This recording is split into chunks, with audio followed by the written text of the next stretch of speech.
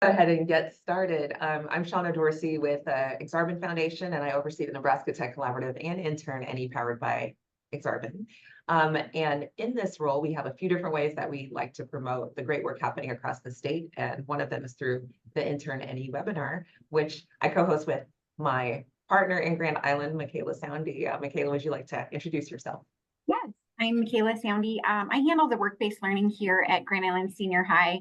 So I do everything from job shadows with students to apprenticeships and internships. Great. And we'll turn it over to the Project Elevate team, whoever wants to start with intros like who you are, what your role is in the program, and all that good stuff.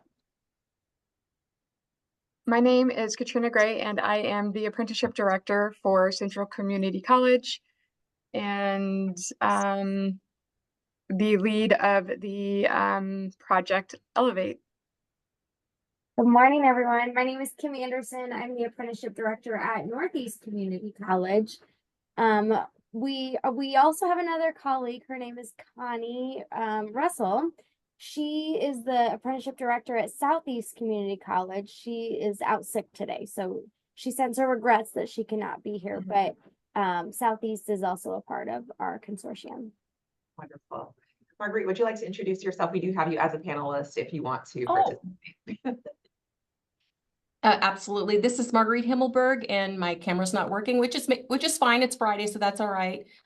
I'm the Executive Director for the Office of Work-Based Learning at Southeast Community College, and I have been wanting apprenticeships at our college for at least 7 years.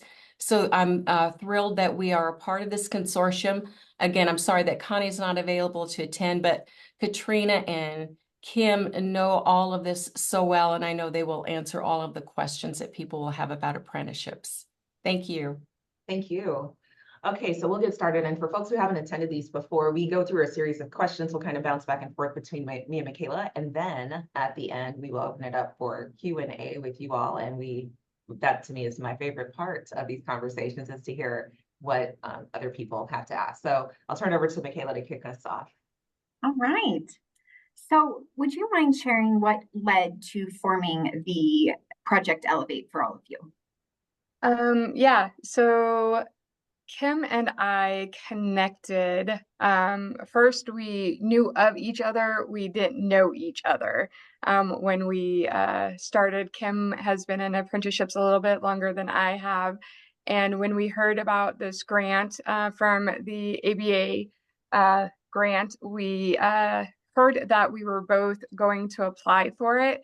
So one of us, I think Kim, connected with me and said, hey, instead of doing this separately, why don't we do this as a team and help each other grow?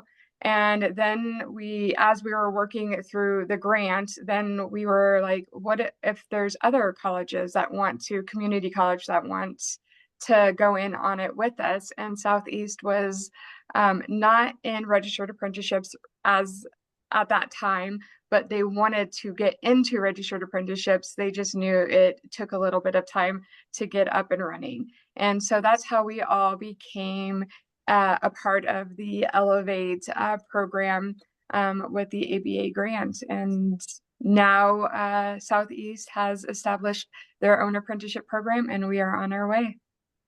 Awesome. Love that. So one of the ways we all came together is, I believe I went to Southeast for a meeting. I can't recall anymore. It's like, it wasn't even that long ago, and it feels like it was 10 years ago. But Exarban took on the role of being a contractor with the state to run the statewide apprenticeship program, which has been super fun. And some of the conversations we had early on was the difference between apprenticeships and internships and why they're both valuable. So can you talk to us a little bit about that? Yeah, apprenticeships and internships play a crucial role in enhancing career growth by providing hands-on experiences, practical skills, and professional networking opportunities. Each contribute to career development. Apprenticeships are a long-term structured program focused on training individuals in specific trades or professions to lead them into a career. An apprentice is an employee at day one, and in our programs, they get success coaches to be successful within the term of their apprenticeship program. and they also get certification and leading them into a successful career. Internships are short-term experiences, and that provides exposure to professional environments, and they vary in if they get paid or not, and it is not a long-term career goal, and nor do they get certifications out of that. But that's why we're combining them together.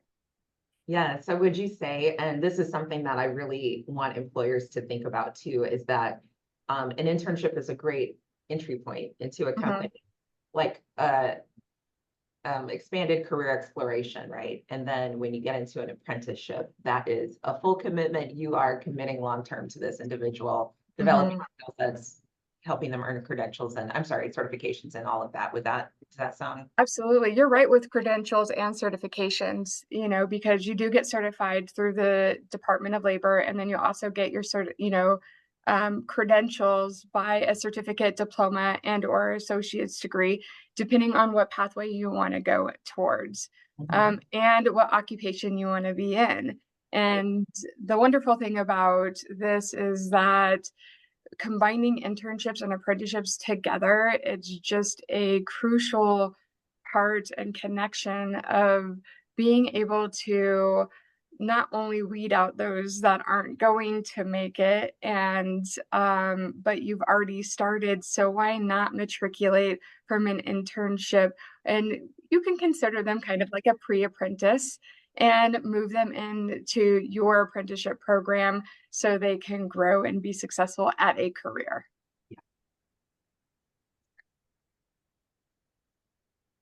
All right, thank you. I don't know, I forgot if I'm next, Sean, I apologize. No, you're good. I asked 2 questions. Okay.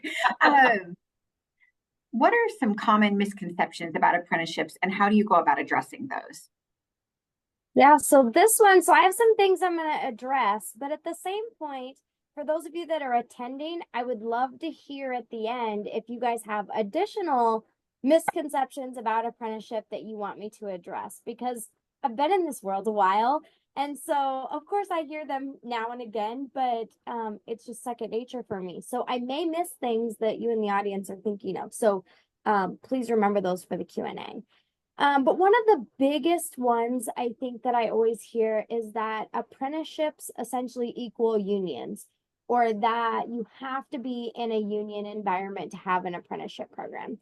And that is absolutely false. I think where this misconception comes from is that's really where apprenticeships grew up in the United States.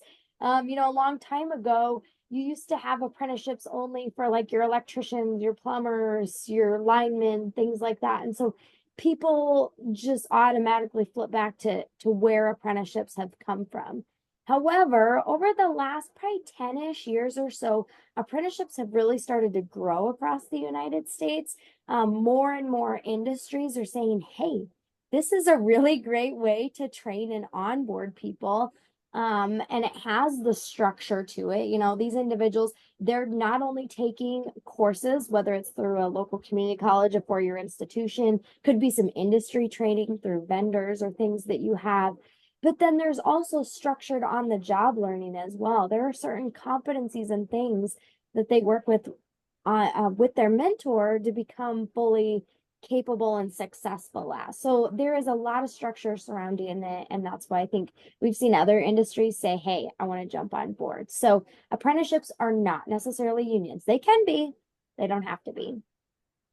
The other thing is when we start talking to companies, they're always like, oh my gosh, this sounds like such an undertaking. This is going to be hard to develop all of this. Like, I don't even want to open the can of worms. And I will say it doesn't have to be hard. It really does not.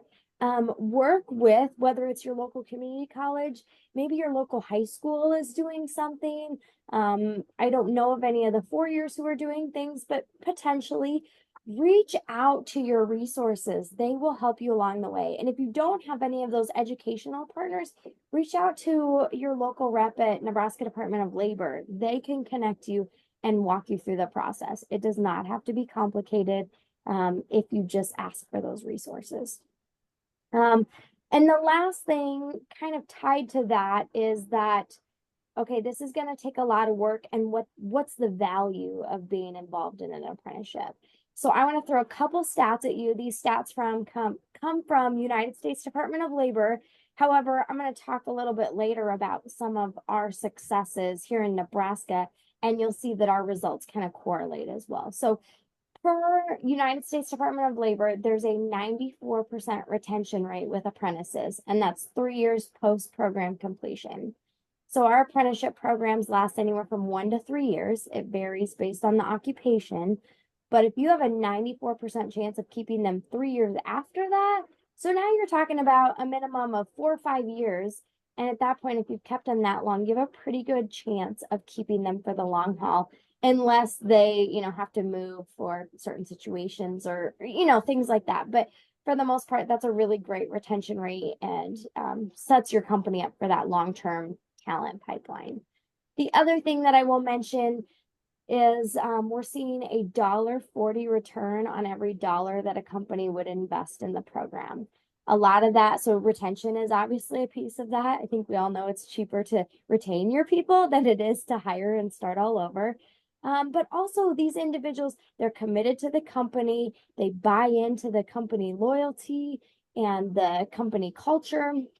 And they're increasing the productivity because they really care and they're bought into the whole company. So I will leave you with that. But again, please be thinking if you have other misconceptions that you think of. I want to hear about those in the Q&A.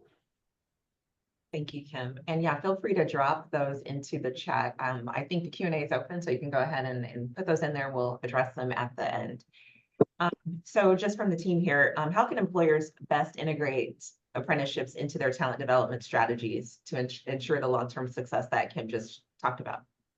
It's pretty simple. If you reach out to one of your community colleges, they have all the tools, and they've been doing this for a little while now, to where we are able to help companies integrate apprenticeships without them having to start on their own. And like Kim was talking about, companies, businesses, they come in and are like, it's just a lot of work, but we do the majority of the work, the paperwork. We already have a robust training program set up.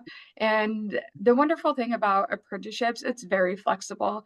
It is employer based. So what does your company like to see come out of this apprenticeship? How would you like to incentivize your employees that are apprentices? So just integrating with the college and the businesses, or with the colleges and the businesses, is a great way of starting.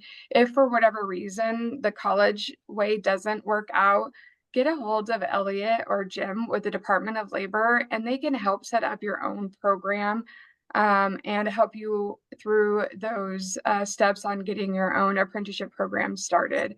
I mean, there's so many different ways how you can integrate an apprenticeship with your program, and also, with your internship program that you already have up and running as well. And we're here to help you not have those struggles with the integration, because we know when we first started, we had to learn everything on our own. And so we are coming to the table with the knowledge, with the do's and the don'ts, and all the things that we have learned to be able to have a successful apprenticeship program with our businesses. Lucas just dropped a point in the chat, which I will totally agree with, but this misconception that only young traditional college students can be an apprentice. Apprenticeships are vital to upskilling your current talent in your company. And that is correct. We have a lot of non-traditional students that we work with. And if you think about it, sometimes non-traditional students are coming out and saying, my kids are possibly, all grown up, and now I get to actually go do what I wanted to do instead of taking the job.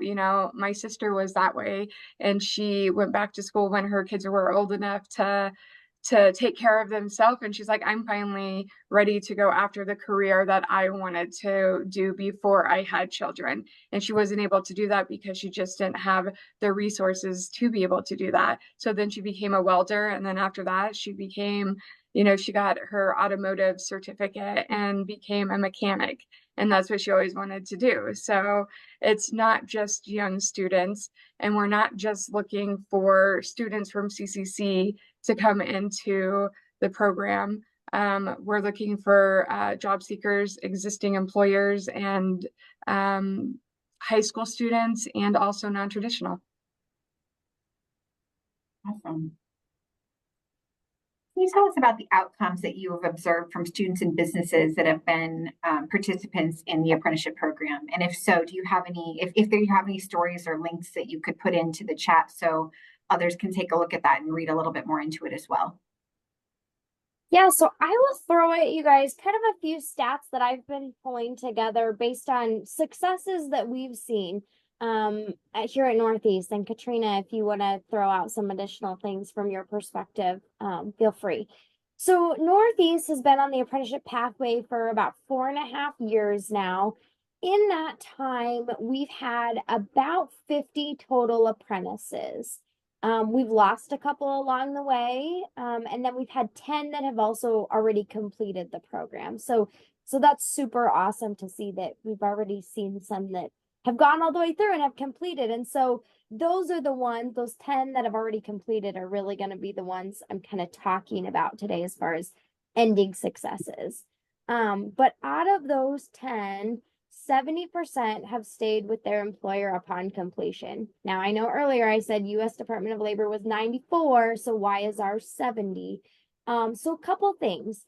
So one of our initial apprentices out the gate, the company he was working for was here in Norfolk, and we knew that his long-term goal was to move to Omaha. That's where his girlfriend was. He was going to go there.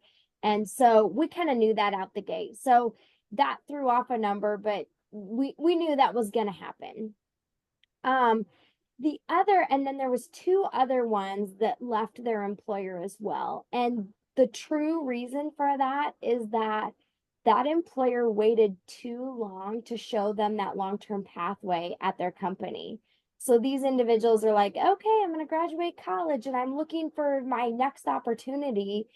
And of course, by the time this company kind of comes to the table of this is what we can do for you, they had already decided they were leaving. So for any of you who are businesses that are on this call, that is super important. Show them the pathway, because I think at least one of those individuals, if not both of them, would have stayed if they would have known the opportunities. And the crazy thing is, those employers, of course, right at the 7th hour, they threw a lot of extra money at them. I think it was like a $4 increase or something in their pay, but it's like, oh, it was just a little too late.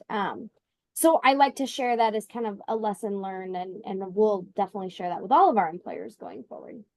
The other thing that I like to throw out there, and again, it kind of leads to that long-term pathway and long-term career success, is talking about wages. So on average, our apprentices are starting at $19.20. And that number is semi-skewed because we have some that are in early childhood who are obviously really low. And then we have some like industrial maintenance mechanics who are making a lot of money. So we definitely have kind of a wide range. And then of course we do have some that are, around that $20-ish. But yeah, so that's our average, is the $19.20. At the end, most of them are having an average pay increase of about $5. So that's a huge jump. And most of those that have already completed was like a 1 or 2 year program. So they got a $5 wage increase pretty quickly. It wasn't like this was a slow build over, like a 3 year process. Most of these were 1 to 2 years. I will look on our website. I know we have posted some various stories from our individuals who have completed. I do know one success story that I'll talk about just briefly. We just had an early childhood apprentice one complete like in the last month. So for our early childhood, they have to receive their certificate from Northeast Community College. So it is just a small blip of their potential on the educational pathway, and they can essentially build and take, get to a diploma, an associate degree, etc. Well, when this individual started, her plan was, I'm going to do the apprenticeship, I'm doing the certificate, and I'm done. And this is a non-traditional individual. She's probably in her 40s. But she has since decided she's coming back to Northeast. She's on the pathway to get her associate's degree. And that was never her start out the gate. So really cool story of how, you know, this just gave her that ammunition to really continue her career and her knowledge. So that was really cool. Yeah, and I love that for many reasons. One, because you're giving someone a pathway and it's a short-term training to get them to the next step, and then they can build on that, right? So that's outstanding. I'm going to launch a quick poll for the group here, and it's just about what role represents you today. I meant to do that at the beginning. Sorry about that, but we're still curious. So it'll be launched here in a second. Okay. So for the next question, before we move on to I just have to add on to that, like Central Community College, we have our own apprentices. So we have IT apprentices, and then we have business admin. And with that, we give them a pathway to be able to start their journey at Central Community College while they're getting their certificate, or sorry, their associate's degree. And a lot of our individuals that come here, our apprentices, move up in the college. Like we just had one of our apprentices, he'll be completing his apprenticeship program in IT and looking to he just did an interview yesterday for a full-time position at Central Community College, and he'll then become another apprentice in a different field of IT. So you can build on top of your apprenticeship certifications, and you can get one in IT, customer service, and then the next one will be a 2-year program instead of a 1-year program. And then they also get, you know, half of their schooling paid for, and then it's just a building block like we're talking about. And Central Community College is okay if the individual wants to stay and or they graduate, and because they found a different job, they were just happy to be a part of the beginning of their success and for them to go out in the world with the knowledge that we're able to provide them. That's awesome. I know we have a couple more questions, but we also just have 5 more minutes. So what do you all think about flipping over to Q&A from the audience? Yeah, absolutely. Awesome. Let me just see if we have any questions right now. We don't. So I'll just ask the next one, and if something pops up, we'll flip to that. Okay, we'll be flexible here. Okay, so how do you foresee apprenticeships benefiting Nebraska-based businesses in addressing specific skills gaps? And you know, I love to think about the IT skills gap because that's still a huge one, but any skills gaps that you're seeing, and also nurturing a skilled workforce. Yeah, absolutely. Yeah. So, we all know that we have not only a skills gap, but a workforce shortage. And so employers are starting to understand the importance of you gotta plug into these individuals sooner. Do you really want them to come work for you? Start working with these kids while they're in high school. Start introducing them to your business, your career field, the opportunities that you provide. Anything you can do to really plug into those kids sooner is better. But then also, because of the apprenticeship program and being able to plug into them sooner, you're able to start making an impression on these individuals and training them to be the exact employee that you need them to be. You know, one of the cool things that you see in an apprenticeship program that you don't necessarily see in anything else is because we are integrating not only the classroom piece, but the on-the-job learning. You can make sure that those individuals are learning exactly what you need them to know on your processes, your pieces of equipment. You know, when they go to college, we teach them kind of that general knowledge, or even while they're in high school. You know, you can't teach, like, since you mentioned IT, there are a million different like IT platforms out there, and we cannot train them all. We touch on a few, and the idea is that, you know, there's enough overlap between these ones that you could fairly easily pick up the next one. But if you as a company are invested and working with those students throughout the whole process, then you're able to give them that learning that you specifically need them to have, and that knowledge. So huge opportunity, plug into those kids earlier and really show them what you have to offer, and make sure that you're training them the way you need them to be trained. Don't just expect that the schools at any form, whether it's high school or college, can get them exactly what you need, because it's just almost impossible. There's too many things happening. It's true. Any I feel like questions you do wanted we to- have on? No questions yet. Okay, well then I guess, should we ask the last one here real Yeah. quick? Go for it. All right. So what are the plans for expanding the Elevate program, and how can more businesses become engaged? By reaching out to us, wanting to have a robust training program. We are the sponsor of the Registered Apprenticeship Program, but it is the business's apprenticeship program. It's theirs. We help them create it. We help them get it up and going, and we help them get it sustainable. And it is part of what we do. And being able to do that, so you don't have to start on your own, it's pretty nice not to have to do that. So it's one of those things, is like, when you're ready, call us, let us know, and it can go super fast. It just really depends on how fast the business wants to take it. And you always can start off with one apprentice and then see how that works, and then go into, okay, that was great. And then 6 months later, do another apprentice, 6 months later, do another apprentice. It really depends. And the other thing, a misconception is that apprenticeships are just for large companies. That isn't true. We take mom and pop shops, we take any company that wants to be a part of our program and that believes in the program, that wants to see their training program be successful in their environment. So our next level is to actually integrate internships and apprenticeships together and not have them be confusing, because they work so well together. They are stackable pathways for individuals that are a part of this program. I agree. Yeah. And we do have 2 questions in the chat now.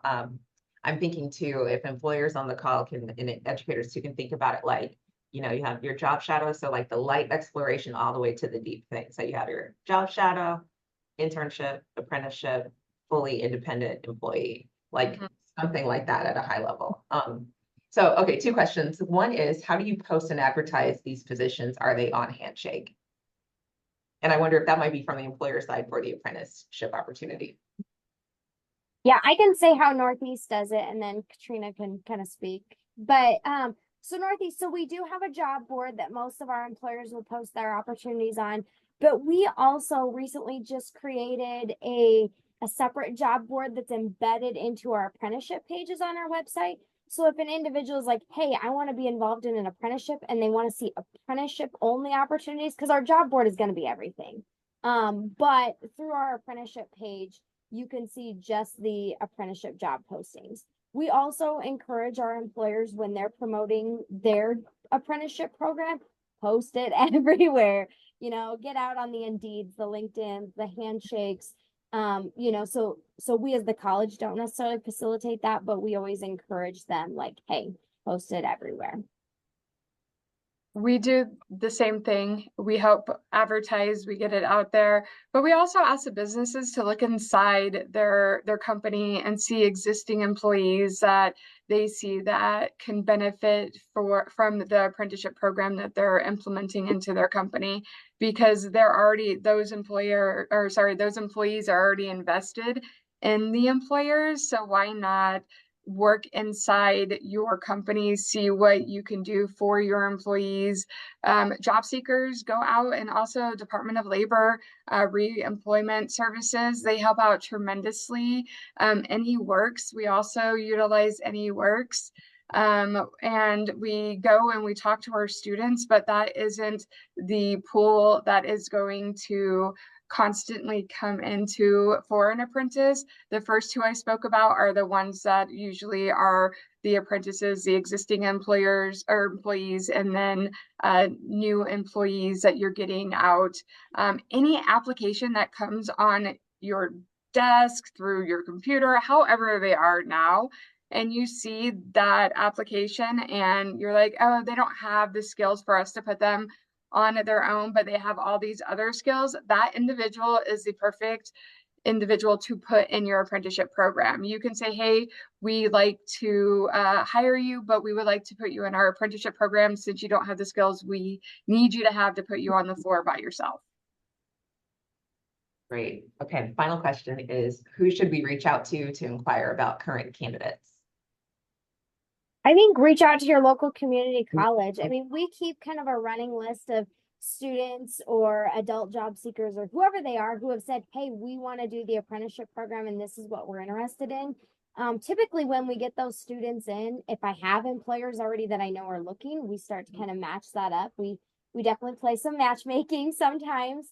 Yeah. But then other times they'll be like, oh, I don't have anybody right now, but you're interested in accounting. Okay, let me go talk to some local accounting businesses and see if I can find you something.